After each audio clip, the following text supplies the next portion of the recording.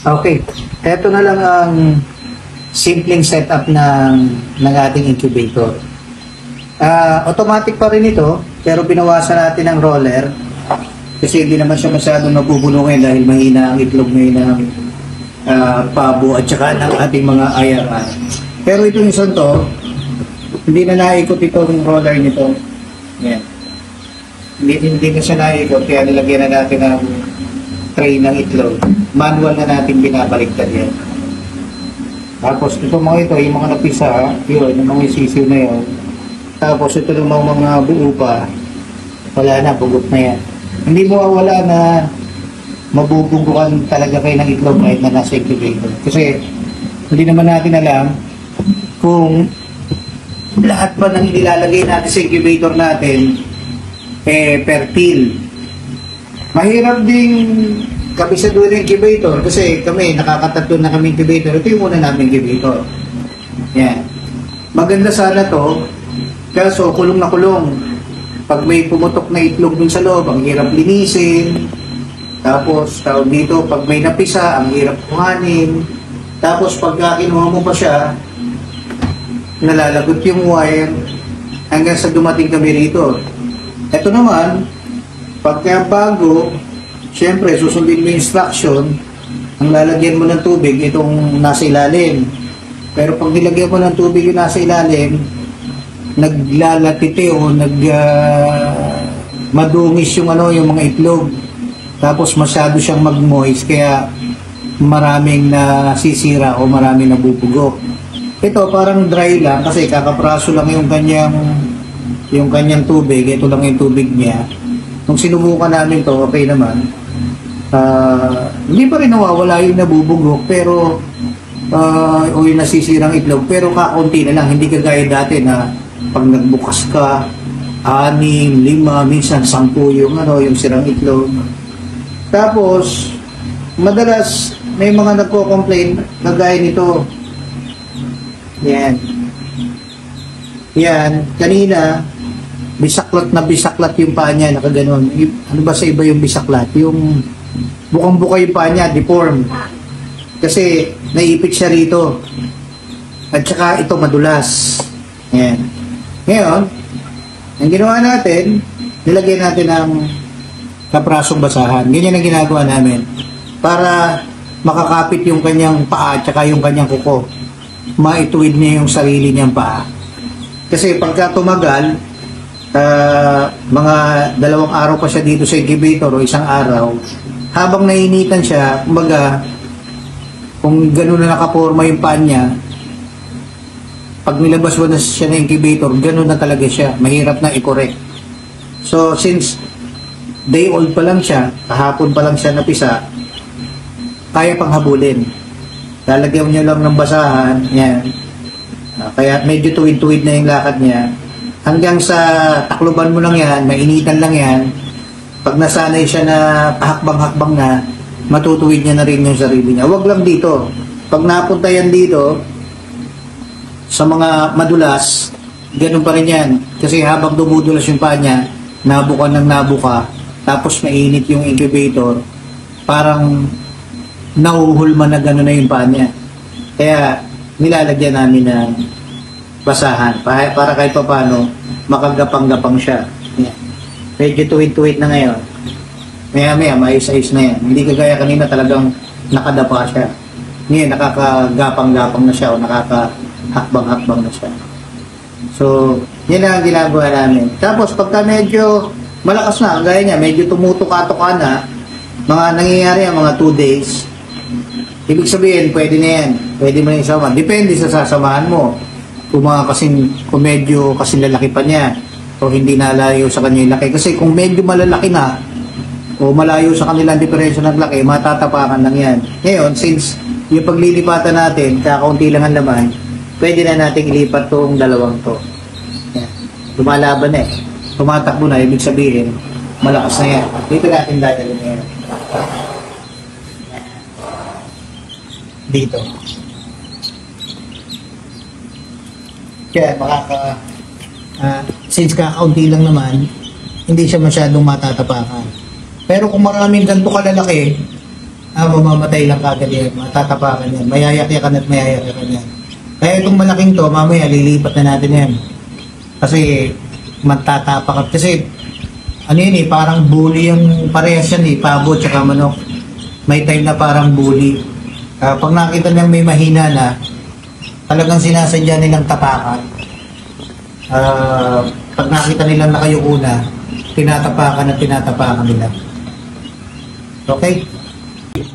So, ngayon, magbabawas tayo ng IRR chip natin at saka yung BA o Black Astrolops para hindi sila maging siksikan. Kasi kadalasan, pagka nagkakasiksikan, mayroong mga nayayakyakan, lalo-lalo na pagbago. Anyway, dito nila nilalagay yung mga bagong hatch. Kagaya nito, ito, kanina lang to na hatch. Yan. Tapos, yung tatlo kahapon, yung tatlong mga pabo. Kaya, ito yung shell nila. Yan, 4 na pabo yung na-hatch natin. O 4 na sisiw ng pabo. So, nandiyan na sila. Since bago pa lang sila yung iiwanan natin. Ang ililipat lang natin, yung medyo mga malalakas ng sisiw ng Rhode Island Red. Yung may mga 3 araw na halos. Anyway, ito yung collection natin ng itlog kanina. Yan. Ito yung may bumibili sa atin kasi nagustuhan nila yung yolk ng itlog ng IRR. Tapos ito naman, yung medyo malalaki. Ito yung lalagyan natin ng date, tapos lalagyan natin sa incubator natin. Ang problema lang, puno na naman ang incubator natin. Kaya nito. Yan, puno na yan. Tapos, dito sa kabila, pagkahalo na ito na magkahalo na itlog ng Rhode Island Red at saka itlog ng pabo. Actually, nakalaan lang sana talaga to para sa pabo eh. Pero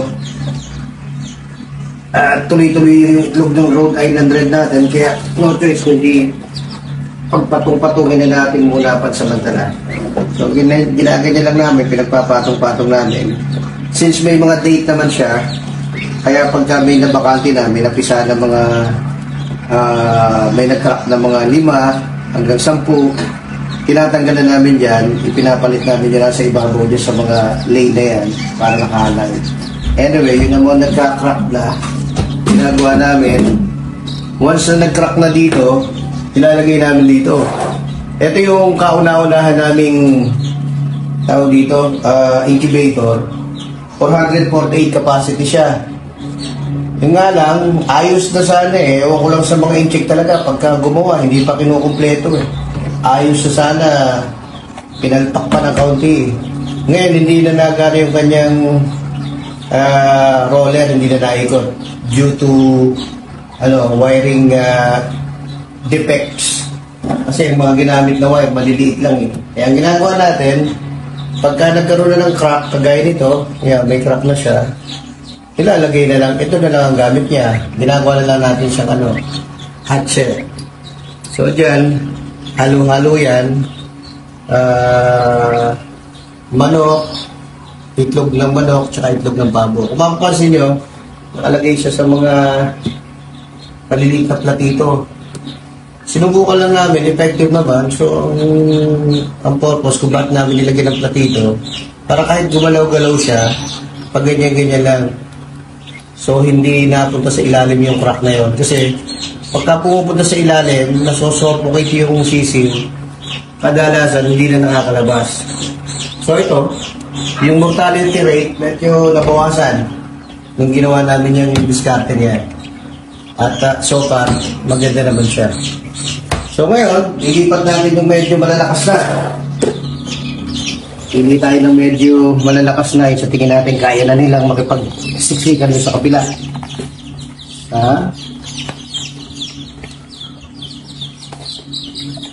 Init.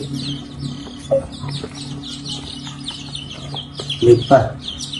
Pagka medyo maliit pa, saka kailangan yung maliksi talaga. Tsaka malaki ang katawan para kayang-kaya makipagbaliyahan doon. Okay lang ito.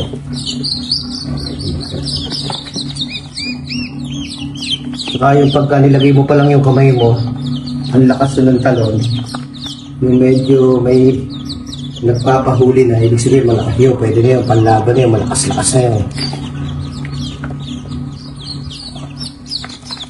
Ito, kahapon lang yan, mas nauna pa itong mga to, pero medyo malaki ang katawan, kaya sama na natin siya. So, ilan ang nabawas natin. Ayan lang yung medyo malalakas. So, okay. So, ito ang lilipat natin mamaya. At least, kabawasan kahit kaunti. Para hindi sila masyadong magsiksika. Mamaya, papakita ko sa inyo yung paglilipat doon sa kabila. Doon sa ating tawag dito, brooding pen. Dati, meron kami brooding box. Tawag dito, yung malaking, ano ba tawag dito sa box na yun? Yung malaking, Durabox na yun. Malaking Durabox siya. Ito kung Durabox talaga ang tawag doon. Tapos, nilalagyan lang namin siya ng ilaw o ceramic na heater sa loob. Para doon siya, mga 1 week hanggang 2 weeks. Okay din naman, kaso ang hirap i-maintain. Until natutunan namin yung gatong crate lang yan. Minsan, umaabot ng mga 20, pagka ganyang kaliliit, kasya pa sa kanya. Tapos pinagpapatong-patong lang namin. Ayun, medyo madali siyang i-maintain. Hanggang sa nag-isip kami ng malaki-laki na pwede siyang makagala, tapos may init pa rin. And hindi namin alam kung tama ba yung tawag namin. Ang tinawag na lang namin sa kanya, brooding pen. Mamaya papakita namin yun. Doon namin dadalhin ito mga to. Okay?